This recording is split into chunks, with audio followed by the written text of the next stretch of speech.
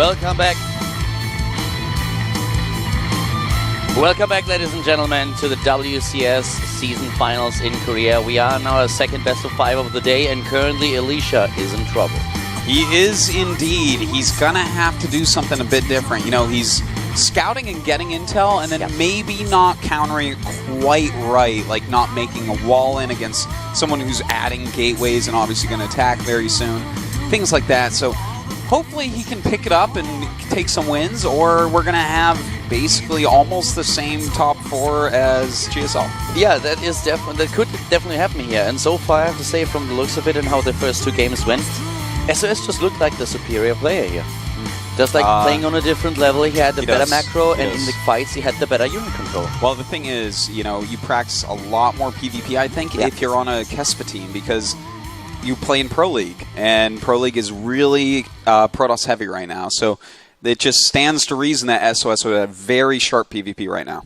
And it's actually true. Alicia, the only match that he played offline in in Heart of the Swarm in PvP was against Hero. That series that he played, of course, at WCS America, and he lost that series. He lost it to Hero with a 1-3. And on the other hand, you have someone like SOS who has now nearly 17 games in Protoss versus Protoss, in Pro League, of course, in particular. So a lot of matches that he played here, and where he's definitely more familiar with the matchup, at least in Heart of the Swarm, whereas Alicia was more focusing on other matchups. He's really strong, especially against Zerg players, for example, something that we could witness yesterday.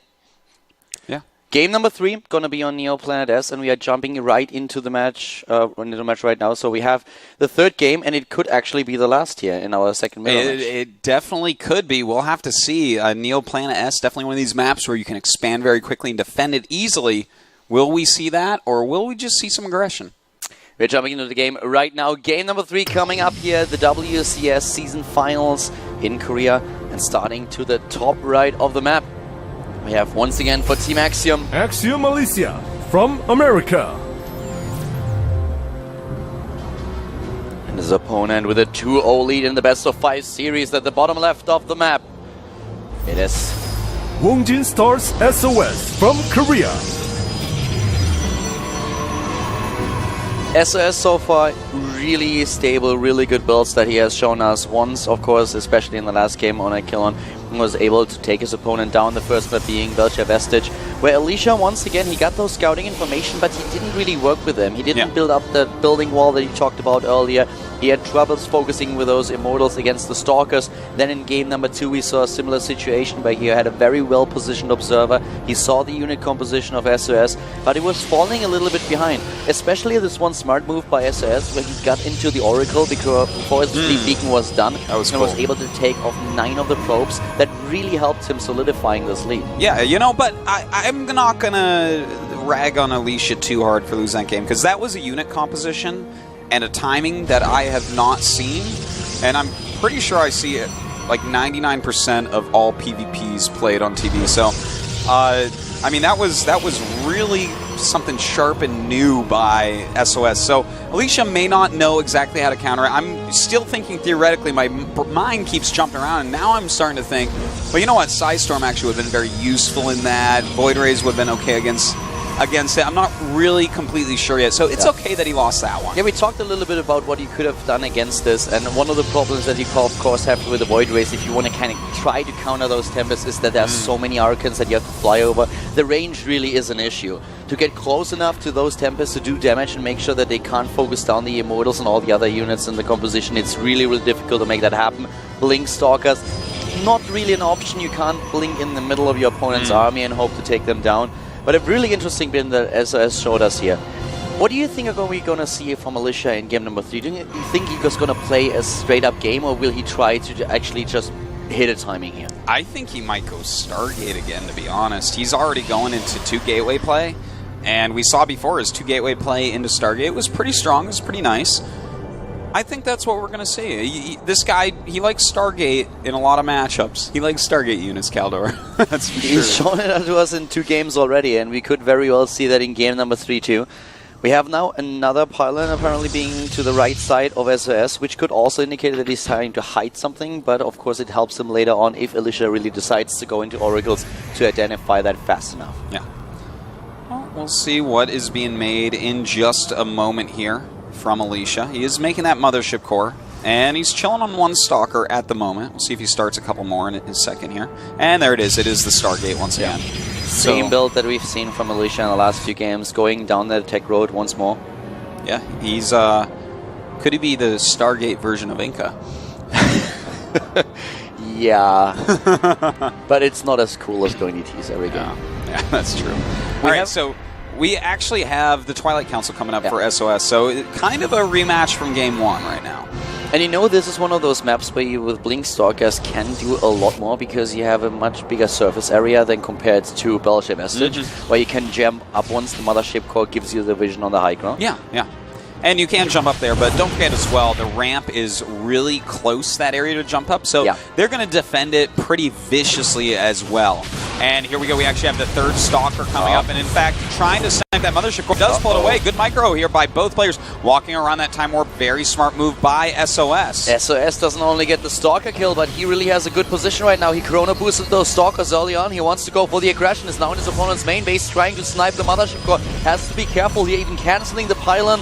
Decides to move back here with the 2 gateways that Alicia already has. He at least is safe for now. Yeah, Alicia completely safe at the moment. Now he's about to have this Oracle pop out, and that Stargate has not been scouted yet. So we'll see if he can actually get down there and do some damage. In the meantime, a proxy pylon has been found, and basically the plans of Alicia are revealed right now. Yeah, they definitely are. The pylon is already spotted, so he's going to lose that in a second, which is not going to supply block him.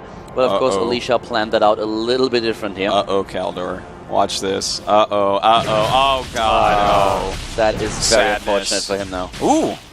Never mind. Survives just barely. Happiness. Well, he forces a couple Stalkers in there, but he's already taken a lot of damage on this Oracle, so it's going to be hard to harass with. The one thing it will do is keep 2 Stalkers at home. But we have SOS moving out now, and he has 9 Stalkers against 4. Blink is on the way. Alicia trying to expand. That's not going to happen. But all those Stalkers, they could finish the hopes of the Axiom player here. Well, he does force them back for a moment as they do stand too close to that high ground. Looks like he's going to have to cancel the Nexus. I don't see him holding this right now. There's no way. Yeah, that's a little bit painful, but it's okay. It's not like he's out of the game yet for this. But the problem is, as soon as we have the Blink for SOS ready and him going into the main base, Alicia will be able to force field the ramp, but he just doesn't have the Stalker numbers that he needs to pull that off. And here comes the Blink. The upgrade is nearly completed, and Alicia is miles away from getting the first Immortal into the map. Yeah, that is true. He's got to be very careful about this incoming attack. Does he have energy for a Nexus Cannon? It looks like he does, so he's going to go ahead and use that while he waits for some Immortals. So he should be okay, but SOS definitely has complete map control right now. SOS still with 2 Stalkers in his mineral line, so the Oracle that is going into the main base of the Wounding Stars play is not going to do too much here. Alicia is trying, but at the same time he has to defend against SOS being overly aggressive now to the top right. And he decides to just kill as many probes as possible. Doesn't really get all that many. In the meantime, SOS continues to put pressure on against this build, running in and sniping things, then blinking out. 1 Immortal, that's all that he has for now. Here comes the Time Warrior, but a little bit premature, not doing too much. Yeah. And another Oracle actually being created. He knows that those Stalkers are going to come up and has decided that this is the way that maybe he can equalize this game now. Good attempt here to snipe the Cybernetics core, forces Alicia out right now. Here comes the Time Warp, much better this time, and a lot of hits already on the Stalkers of Alicia. He's trying to bring those few Immortals to the front, but the force fields, they prevent that. They actually work against him. Well, Alicia, he is still holding on a little bit, but he's taking a lot of damage, and there we go, the blink up. He knows that there's not enough units. In fact, the Oracle turns on, but I don't think it's going to be enough, Kaldor. This is a lot of Stalkers to deal with. This is 18 Stalkers against only 4. The 1 Immortal is not going to save him. 1 lost already, and the Cybernetics score gone. GG, and SOS advances with a quick 3-0 over Alicia into the semifinals against his teammate Sulky. Well, this is kind of deja vu going on right now. We're having, so far, 1/2 of that top 4 exactly the same.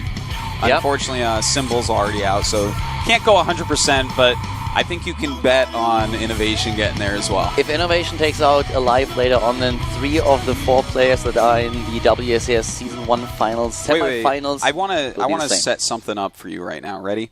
Sulky versus SOS on one side. On the other side, Innovation versus MVP. MVP goes through and wins and says, "Oh, you're so lucky that I went to Europe." That would actually be really cool. That would be awesome. And then we had a European player win. Yes, that's I told right. you he's German now. Even I has his thought own he was. German I thought he name. was Swedish. No, Jürgen is definitely German. Jorgen is definitely Swedish. Jürgen, not Jorgen. That's a difference. No, Jorgen. Oh, God. You Americans. Oh, God, you Austrians. Okay, here we have the results of today. Sulky 3-1 against Ro8, and SOS's teammate 3-0 against Alicia. Yeah, very quick games. Especially, I mean, the series between Sulky and Ro8 was really interesting. I love that. But I have to say that I expected a little bit more from Alicia here. He was up against a very tough opponent, and we talked about the PvP history for both of them in Heart of the Swarm. But very unfortunate, of course, here for the Axiom player. But still, gets 1,000 points for WCS, which is always a lot, of course. That is a lot of points indeed. You know, you've got to build them up all year long and try to get into that huge global finals at the end. And of course, the 7,000 that he just won, the $7,000, that is also going to help a little bit. Yeah, I guess so, huh? 7K, not too bad, not too shabby. So tonight, you and Wolf are going to be casting. Yes, exactly. Yes. We have 2 Terran versus Terrans coming up, and really good ones at that. First of all, we're going to start with 4GG up against MVP. That's going to be a good one. And then we have Innovation versus Alive. Yeah, you know, I'm not sure how well Alive will hold up against Innovation. I'm feeling like Innovation might just kind of crush him. I'm sorry to say I love Alive, but Innovation feels like he's a completely different level. As far as 4GG MVP, I think that's going to be a really nice match. I completely agree. I really want to know who's going to win. I mean, we have basically 2 Europeans facing off against each other. Yeah. We're claiming both now. You can have Stefano, he's retiring, so that's fine. Yeah, no, I'll keep Stefano. That's fine. He's on Team USA. Yeah. I'm completely okay with this. If I get MVP for Stefano, that's cool. Okay. I love Fair you, trade. so I'm sorry, but I have to go with Jürgen here. All right. Well, I think that's it for us in this morning group. I'm so glad that you guys joined us, and of course our wonderful audience, so hardcore, come to the studio and watching. These guys will be back very soon with the next round, and I'll see you tomorrow with Tasteless all day long. I hope that you guys enjoyed the show. We're going to see you later, and this is it for now at the WCS Season 1 Finals here in Korea. We'll be back later with the next 2 matches in the round of 8. See you soon.